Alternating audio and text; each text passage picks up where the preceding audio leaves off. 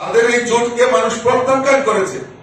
2023-এর বিধানসভা নির্বাচনে তাদেরকে এই রাজ্যে মানুষ প্রত্যাখ্যান করেছে।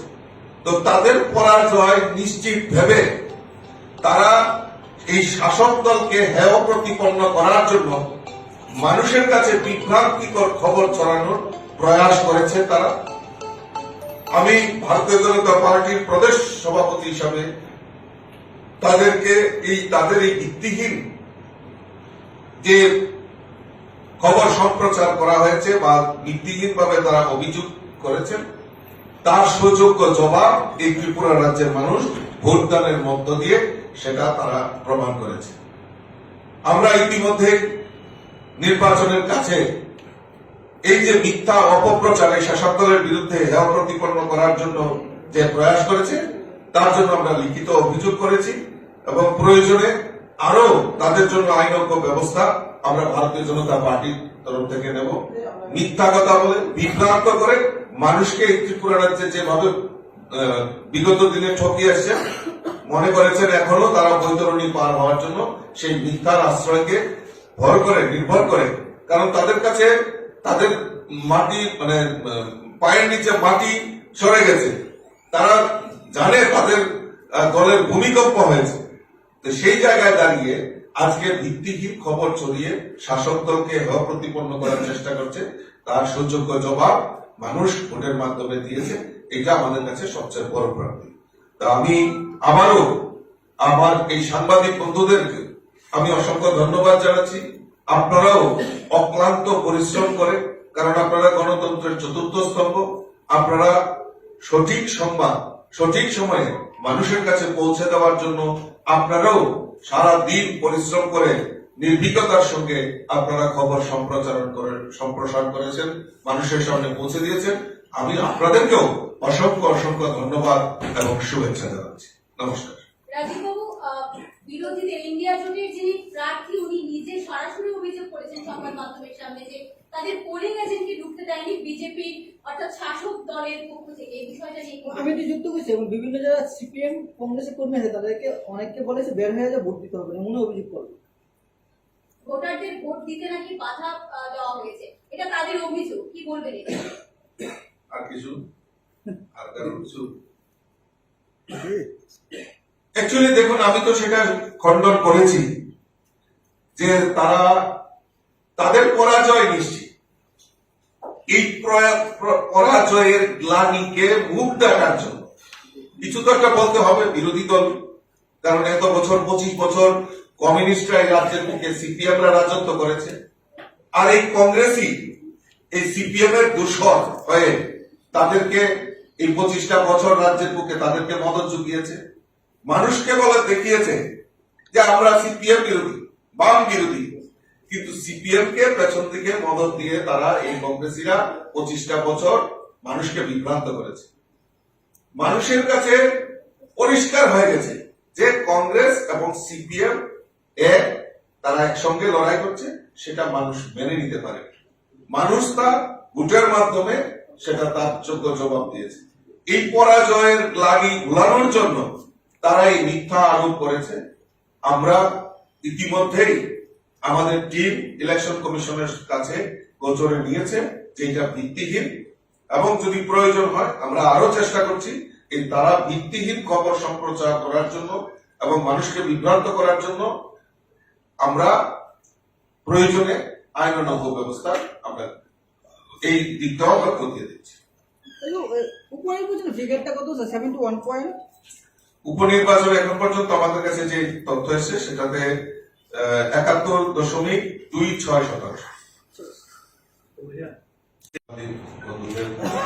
অনেক অনেক শুভেচ্ছা অভিনন্দন জানাচ্ছি।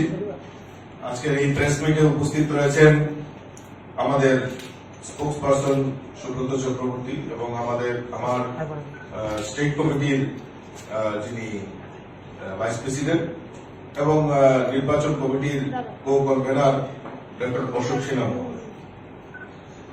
আমরা উৎসাহ এবং উদ্দীপনার সঙ্গে অষ্টাদশ লোকসভা নির্বাচনে প্রথম দফা নির্বাচন সংগঠিত হয়েছে আজকে। আমাদের এই পশ্চিম ত্রিপুরা আসনে আমাদের প্রার্থী হিসাবে আমাদের রাজ্যের প্রাক্তন মুখ্যমন্ত্রী বিপ্লব কুমার দেব এই কেন্দ্রের প্রার্থী হয়েছেন এবং তার পাশাপাশি আমাদের ৭ রামনগর বিধানসভা কেন্দ্রেরও উপনির্বাচন সংগঠিত হয়েছে। সেখানে আমাদের প্রার্থী হয়েছেন আমাদের রাজ্যের মেয়র দীপক মজুমদার মহোদয়। এবং সকাল থেকেই উৎসাহ উদ্দীপনার মধ্য দিয়ে এই লোকসভা নির্বাচন এবং ৭ রামনগর বিধানসভার উপনির্বাচন সংগঠিত হয়েছে। মানুষের মধ্যে স্বতঃস্ফূর্ততা এবং উৎসাহ উল্লাস দেখা গেছে। কারণ আমরা জানি যে আজকে বিশেষ করে এই গ্রীষ্মের তাপদাহ কে উপেক্ষা করেও মানুষ এই ভোটদানে অংশগ্রহণ করেছে।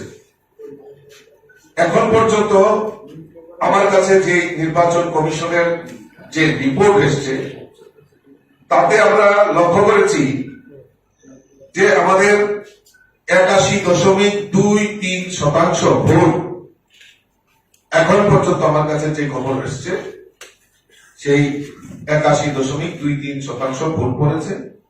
এখনো প্রায় ৩২১টি পুলিং স্টেশনে এখনো বাইরে লাইন রয়েছে, সেই মতদাতারা সেখানে ভোটদানে অংশগ্রহণ করবে। এবং সর্বোচ্চ ভোট এখন পর্যন্ত আমাদের কাছে যে রেকর্ড রয়েছে নির্বাচন কমিশনের থেকে আমাদের প্রাপ্ত ৩৫ বিলোনিয়া বিধানসভা কেন্দ্রে সবচেয়ে বেশি ভোট সেখানে পড়েছে।